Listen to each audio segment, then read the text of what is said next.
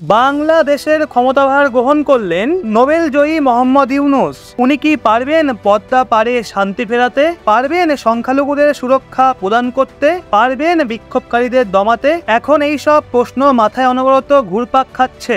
ভারত কিন্তু বাংলাদেশের ওপর কড়া নজর রাখছে। ভারত নতুন সরকারকে সংখ্যালঘুদের সুরক্ষা সুনিশ্চিত করার হুঁশিয়ারি দিয়ে দিয়েছে। আগামী কয়েকটা বছর মারাত্মক ক্রিটিক্যাল হবে ভারতের জন্য।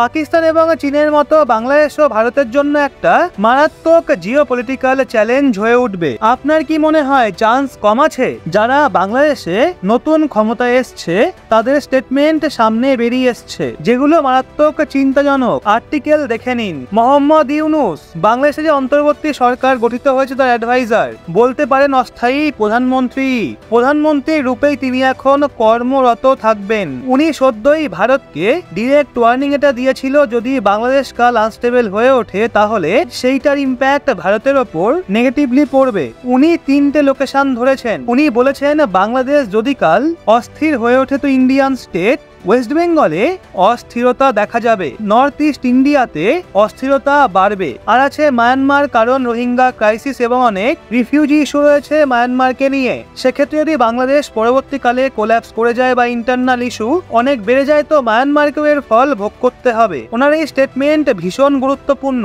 আর তারপর আমরা জানি মোহাম্মদ ইউনূস বাংলাদেশের মোস্ট পাওয়ারফুল ব্যক্তিত্ব নন, বাংলাদেশ সরকারের অ্যাডভাইজার তিনি। আগামী দিনগুলোয় তিনি ক্ষমতায় থাকবেন। যদি বাংলাদেশে পরে নির্বাচন হয় তাহলে সেক্ষেত্রে সম্ভবত বিএনপি অর্থাৎ বাংলাদেশ ন্যাশনালিস্ট পার্টি, খালেদা জিয়ার সরকার পাওয়ারে চলে আসবে। কেননা শেখ হাসিনার পার্টিকে অনেকটাই নড়বড়ে করে দেওয়া হয়েছে।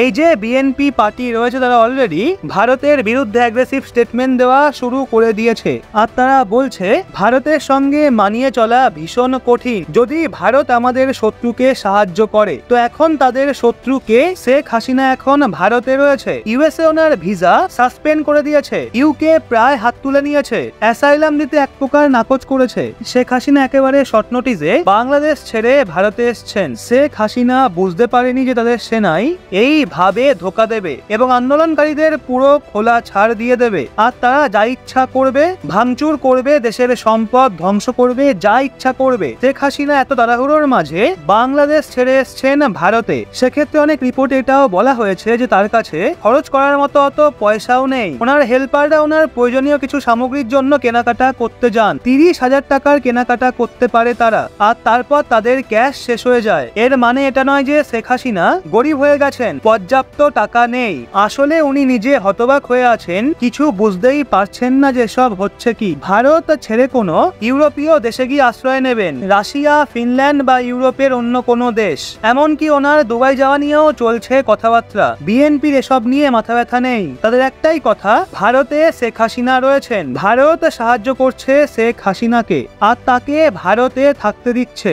এখন এই জন্যই ভারতের সঙ্গে মানিয়ে চলা মুশকিল হয়ে দাঁড়াবে। ভাবুন একবার তাহলে তাদের মানসিকতা।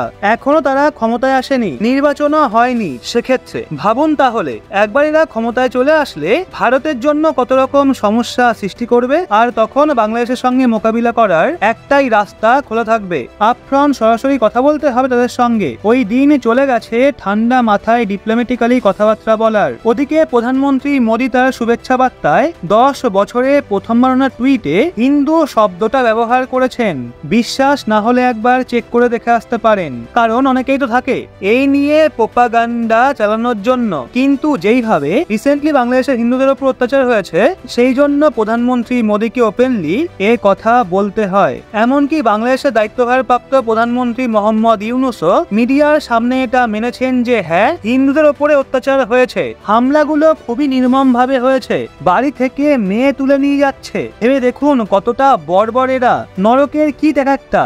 এইসব আমরা দুদিন শুনতাম, আজকে নিজের চোখে দেখছি। সেই জন্য এখন থেকে সতর্ক না হলে যে ঘটনা আপনি এখন ক্যামেরায় দেখছেন সেটা কখনো নিজের চোখের সামনেও দেখবেন কিন্তু কিছু করতে পারবেন না। হিন্দু মুসলমান ভাইরা নির্বিশেষে এই বর্বরতার বিরুদ্ধে রুখে দাঁড়ান। এদের খিদে কোনো জাতপাত মানে না, এরকম একটা ভিডিও নয় সামনে বেরিয়ে এসছে। কিন্তু সব ঘটনা তো আর ক্যামেরাবন্দি হয় না, না জানি এরকম আরো কত ঘটনা বাংলাদেশের গ্রামে গঞ্জে অনবরত ঘটে যাচ্ছে। সেই জন্য হিন্দু ভাইদের বলছি, আপনারা আক্রমণাত্মক না হবেন, না হন, কিন্তু রক্ষণশীল অবশ্যই হন, যাতে আপনি আপনার মা বোনদের রক্ষা করতে পারেন, কঠোর হাতে বর্বরদের দমন করতে পারেন। বর্বরদের সামনে প্রাণ ভিক্ষা চাইতে হাত জোর নয়, হাত মুঠো করে ফাটিয়ে দিতে শিখুন। এখন প্রধানমন্ত্রী মোদী টুইটটা করে বাংলাদেশের ওপর চাপ সৃষ্টি করে দিয়েছে।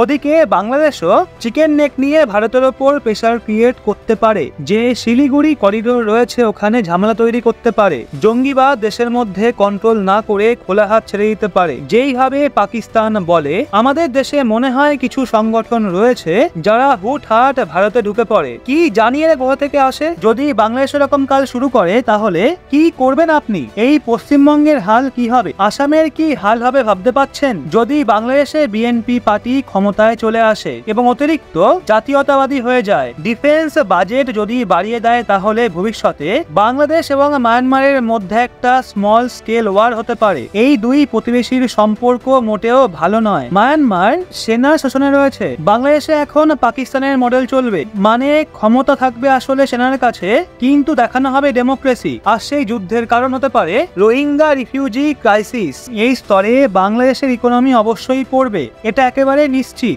বাংলাদেশের যে এক্সপোর্ট ঝড়ের গতিতে দৌড়াচ্ছিল, টেক্সটাইল এক্সপোর্ট টপে ছিল, সেইটাও মুখ থুবড়ে পড়বে। বাংলাদেশে ইনফ্লেশন বাড়বে, ওদিকে খেলা আবার একটু একটু করে ঘুরছে বাংলাদেশেও। গোপালগঞ্জে শেখ হাসিনার সমর্থনে রাস্তায় নেমেছে বহু বহু মানুষ। বাংলাদেশে তারা আবার চাইছে শেখ হাসিনাকে। ওদিকে বিদেশ থেকে হাসিনা পুত্র সাজিব ওয়াজিদ শেখ হাসিনার দেশে ফেরা নিয়ে করেছেন বিশাল বড় মন্তব্য। নিজের কানেই সেটা শুনবো। আমি সজীব ওয়াজিদ জয় বলছি। বাংলাদেশে এখন একটি বিশৃঙ্খল পরিস্থিতি চলছে। সারা দেশে আমাদের ভাঙচুর হচ্ছে, লুটপাট হচ্ছে, আমাদের শহরের বাইরে আমাদের নেতাকর্মী, আমাদের আওয়ামী লীগের নেতাকর্মীদের উপর হামলা চলছে, অনেকে হত্যা করা হয়েছে। এই পরিস্থিতিতে আমি বলতে চাই, আওয়ামী লীগ হচ্ছে বাংলাদেশের সবথেকে পুরাতন গণতান্ত্রিক এবং সবথেকে বড় দল। আওয়ামী লীগ কিন্তু মরে যায়নি। আওয়ামী লীগ এই দেশকে, বাংলাদেশকে স্বাধীন করেছে। আওয়ামী লীগকে শেষ করা সম্ভব না। আমরা বলেছিলাম যে আমার পরিবার আর রাজনীতি করবে না, তবে আমাদের নেতাকর্মীর উপর যেভাবে হামলা হচ্ছে, এই পরিস্থিতিতে আমরা হাল ছেড়ে দিতে পারি না। বাংলাদেশে যদি গণতন্ত্র, নতুন বাংলাদেশ গড়ে তুলতে হয়, আওয়ামী লীগ ছাড়া সম্ভব না। আওয়ামী লীগ হচ্ছে সব থেকে বড় দল। আওয়ামী লীগ কোথাও যাবে না, আওয়ামী লীগ শেষ হয়ে যাবে না। আওয়ামী লীগকে শেষ করা সম্ভব না। আওয়ামী লীগের নেতাকর্মীদের আমি সবাইকে আহ্বান জানাচ্ছি যে আপনারা সাহস নিয়ে দাঁড়ান, আপনারা একা না, আমরা আছি। বঙ্গবন্ধুর পরিবার কোথাও যায়নি, আমরা আপনাদের সাথে আছি। দেশকে, আমাদের নেতাকর্মীদেরকে, আওয়ামী লীগকে রক্ষা করার জন্য যা প্রয়োজন আমরা করতে প্রস্তুত। এই যে আমাদের বর্তমান যারাই আছে ক্ষমতায়, তাদেরকে আমি বলবো যে আমরাও একটি গণতান্ত্রিক, শৃঙ্খল, নিরাপদ বাংলাদেশ চাই, জঙ্গিবাদ মুক্ত। তার জন্য আমরা সবার সাথে আলোচনা করতে প্রস্তুত। শুধুমাত্র তারা যদি জঙ্গিবাদ এবং ভায়োলেন্স বাদ দেয়। শেখ হাসিনা মরে যাননি, আমরা কোথাও যাইনি। বাংলাদেশ আওয়ামী লীগ ছাড়া গণতন্ত্র, নির্বাচন সম্ভব না। এই বলে আমি আমার কথা শেষ করছি। জয় বাংলা। তো বন্ধুরা, বাংলাদেশের এই সম্পূর্ণ বিষয়টা নিয়ে আপনার কি মতামত অবশ্যই জানান কমেন্ট করে। আর আমাদের কাজ আপনার ভালো লাগলে চ্যানেলটা সাবস্ক্রাইব করে আমাদের সঙ্গে থাকুন।